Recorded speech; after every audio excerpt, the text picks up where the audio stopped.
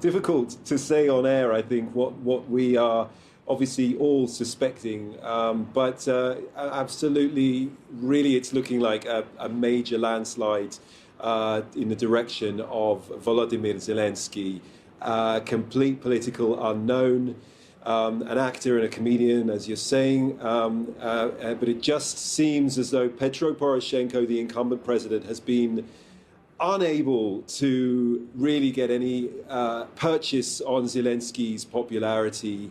And so when the polls close at 8 p.m., we are expecting a big landslide, a political earthquake in Ukrainian politics, I think. And to talk to me about that right now, I have Peter Zalmayev. He's director of the Eurasia Democracy Initiative. Peter, what exactly has Petro Poroshenko done wrong? I mean, he's just not been able to do anything in his campaign to match Zelensky, who's really done so very little on his campaign.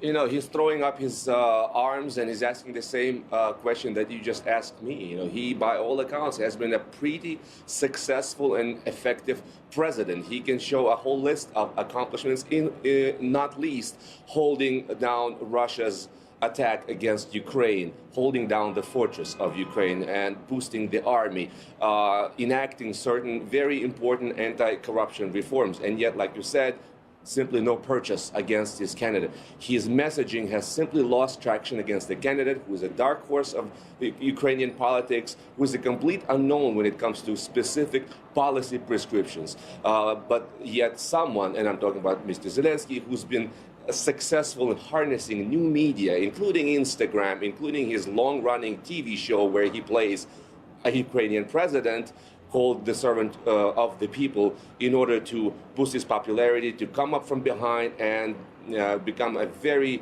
unexpected surprise for the president, who was not expecting to have Zelensky contest the election. He was, in fact, positioning himself to run against Yulia Tymoshenko, the mainstay of Ukrainian politics. And it just shows that old-style politics in Ukraine, as in many other countries, are simply dead.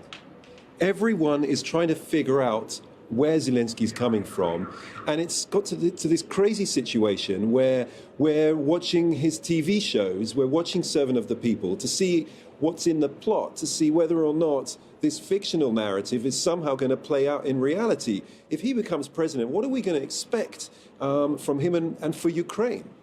That's a million hryvnia question, so to speak. You know, the vote for Zelensky is rather a vote against Poroshenko, once again, against old-style politics, rather than for anything. So if he wins and is projected to win the election, he's going to have on his hands a huge chunk of the electorate that is an electorate of protest. He's going to have to deal with this energy. He has to hit the ground running, enact strong reforms, and he needs the backing of major players, and he has to dissociate himself from business interests, from the oligarch Mr. Kolomoisky, who is said to be behind his campaign. He ran on a populist slogan of fighting corruption, down with the oligarchs, and unless he delivers and does it quickly, he's going to have a major problem. Okay, thank you very much, Peter.